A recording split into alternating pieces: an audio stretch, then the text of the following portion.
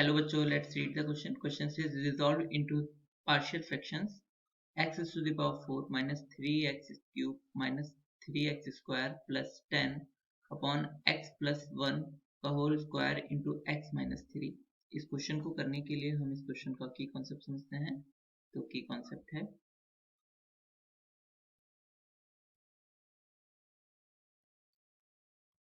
अगर कोई polynomial px है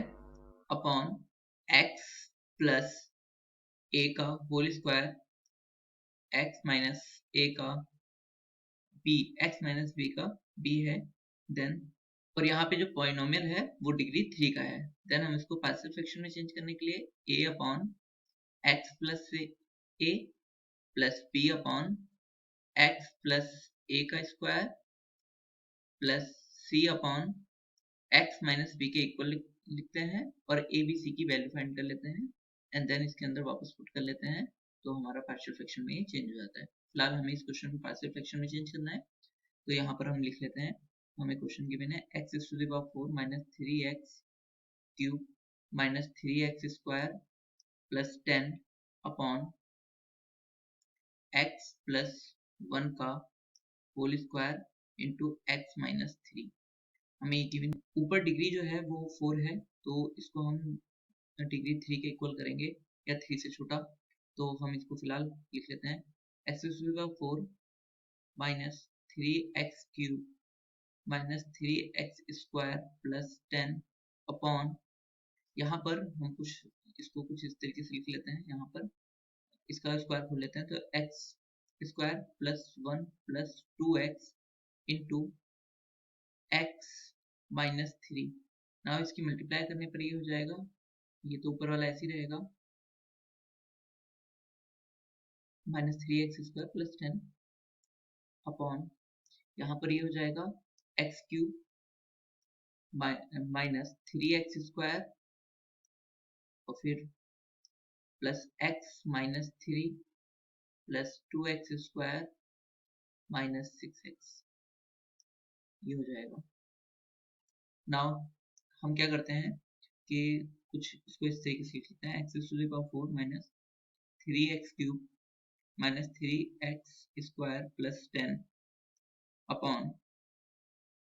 x क्यूब, अब देखें माइनस 3x स्क्वायर और plus 2x square minus x square बचेगा, यहाँ पर x और यहाँ पे माइनस 6x है तो ये माइनस 5x बचेगा, और यहाँ पर माइनस 3 है तो इसको हम लिख लेते हैं माइनस 3। ऊपर वाले को हम कुछ इस तरीके से लिखते हैं कि इस पूरे टर्म में नीचे के फॉर्म में लिखते हैं, तो ये हो जाएगा x टू द पावर 4 और x स्क्वायर का कोफिशिएंट माइनस 1 है, तो यहाँ पर हम इसको लिखते हैं माइनस 3 को 3x क्यूब को लिखते हैं माइनस x क्यूब और फिर माइनस 2x क्यूब, थोड़ा सा इधर लिख लिया, फिर लिखते हैं माइनस 5x के फॉर्म में लिखना है, मतलब माइनस 5x स्क्वायर के फॉर्म में इसको लिखना है, तो ये हो गया minus 5x square plus 2x square, दोनों को अगर हम ऐड करेंगे तो बात वही बन जाएगी, एंड फिर हमें माइनस 3 को ऐड करना है, तो माइनस 3x और प्लस 3x को हम ऐड कर लेते हैं, तो ये कट के 0 हो जाएगा एंड देन नॉर्मल प्लस 10 ऐसे ही रहेगा। ऐसा करने पे हुआ क्या, हम ये दोनों ही टर्म को ना दोनों के अलग अलग टर्म में लिख लेते हैं, तो यहाँ पे लिख लेते हैं x cube minus x square minus 5x minus 3। अगर हम देखें ऊपर से अगर हम x कॉमन ले लेते हैं, यहाँ से x कॉमन लेते हैं तो नीचे वाला ही बन जाएगा पूरा, और यहाँ पर क्या बन जाएगा, यहाँ पर फिलहाल यहाँ पे ब्रैकेट में लिख लेते हैं इसे ऐसे, और नीचे पूरा हम इस पूरे टर्म को इस केक को लिख सकते हैं ना, तो क्योंकि नीचे वाला तो वही है x प्लस 1 का square into x minus 3। Now अब जो कि इक्वल किसके आ गया, ये तो इक्वल आ गया x के प्लस, क्योंकि ये पूरा टर्म कट जाएगा x कॉमन लेकर तो x बचेगा, और यहाँ पर ये आएगा minus 2x cube plus 2x square plus 3x plus 10 upon x plus 1 का स्क्वायर इंटू x माइनस 3। फिलहाल हम इस वाले टर्म को लिख लेते हैं जो x प्लस में करके लिखा हुआ है इस वाले टर्म को, तो यहाँ पर यह है minus 2x cube plus 2x² plus 3x plus 10 upon x plus 1 का whole square into x minus 3। अब ये इक्वल होगा किसके, हम लेट कर लेते हैं पार्शियल फ्रैक्शन में चेंज करने के लिए, x plus 1 a upon x plus 1 plus b upon x plus 1 का square plus c upon x minus 3। Now यहाँ पर हम एलसीएम ले लेते हैं, तो minus 2x³ plus 2x² plus 3x plus 10 upon x plus 1 का स्क्वायर और इंटू x माइनस 3, जो कि इक्वल हो जाएगा यहाँ पर इस तरफ जब हम एलसीएम लेंगे तो क्या आएगा, x प्लस 1 का whole square into x minus 3, और यहाँ पर ऊपर क्या हो जाएगा a इंटू यहाँ पर x plus 1 into x minus 3, और b में क्या हो जाएगा b इंटू एक्स माइनस 3 और प्लस c इंटू ये हो जाएगा x प्लस 1 का होल स्क्वायर। ये हो गया। अब हम नीचे वाला टर्म देख रहे हैं तो इस टर्म से ये टर्म कैंसिल हो गया और ये क्या आया, हमारा ये वाला टर्म आ गया माइनस 2x³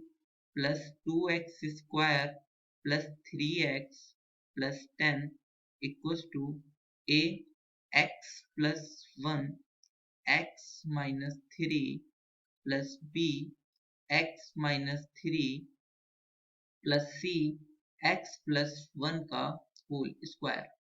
अब यहाँ से हम abc की वैल्यू निकाल लेते हैं। तो abc वैल्यू निकालने के लिए सबसे पहले हम x इक्वल्स टू पुट करते हैं, x इक्वल्स टू कोई सा भी नंबर x पुट कर सकते हैं, पर हम वैल्यू निकालने के लिए हम ऐसे टर्म पुट करते हैं जिसमें कि इन दोनों टर्म में से एक टर्म जीरो हो जाए, मतलब दो टर्म तो जीरो हो ही जाए तीनों में से, तो एक ही टर्म बचे। तो पुट कर लेते हैं x इक्वल्स टू -1। तो जब -1 पुट करेंगे तो इस दोनों तरफ पुट करना होगा, तो यहाँ पर क्या हो जाएगा +2, ये +2, ये -3, ये हो जाएगा +10 इक्वल्स टू इधर क्या हो जाएगा, देखो x -1 + 1 0, तो ये पूरा ही टर्म जीरो हो जाएगा, और इसी तरीके से ये वाला भी टर्म जीरो हो जाएगा। बचेगा क्या, b इंटू -1 और -3 -4, तो ये हो जाएगा। यहाँ पर क्या आएगा, यहाँ पर आ जाएगा b इक्वल्स टू यहाँ पर -11 और -11, ये +11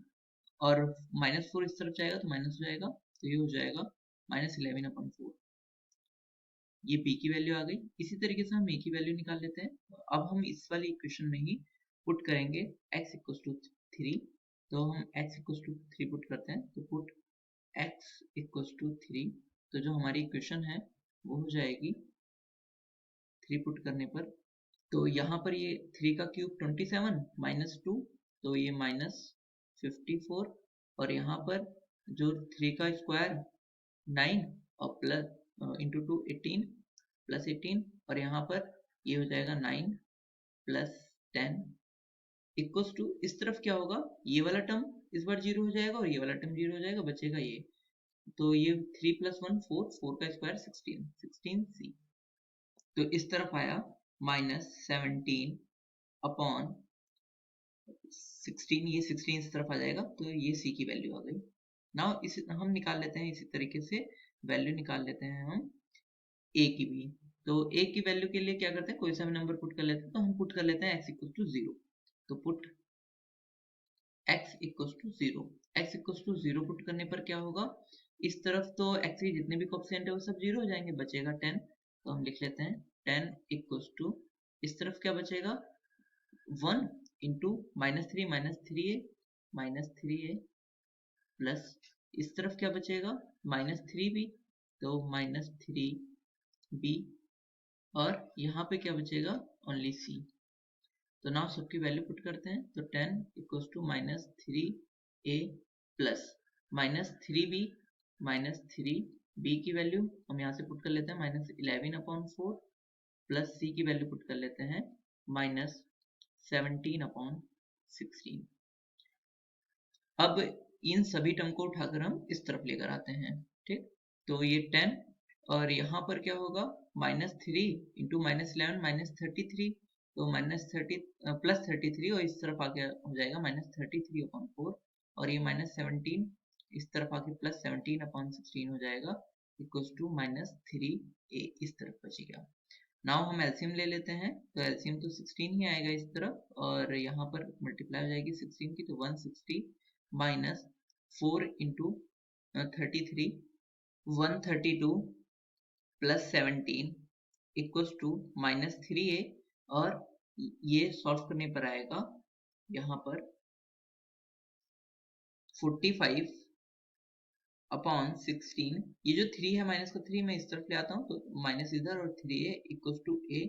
इससे ये घटा, ये आया 15 टाइम्स, तो यहाँ पर a की वैल्यू जो हो गई वो हमारी आ गई -15/16।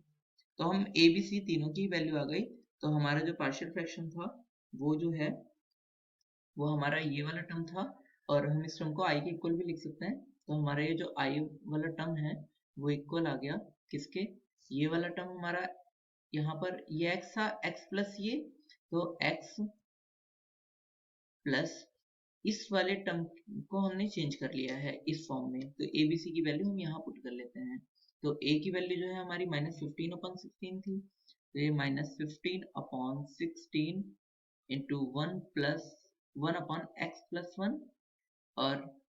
फिर b की वैल्यू हमारी कितनी आई है, b की वैल्यू आई है -11/4 और ये हो जाएगा 1x+1 का whole square plus minus c की वैल्यू है 17/16 1/x-3। ये इस फॉर्म में, हमें इसी फॉर्म में इसे चेंज करना था। So this is the final answer. Hope you understood it well. Best of luck. Thank you.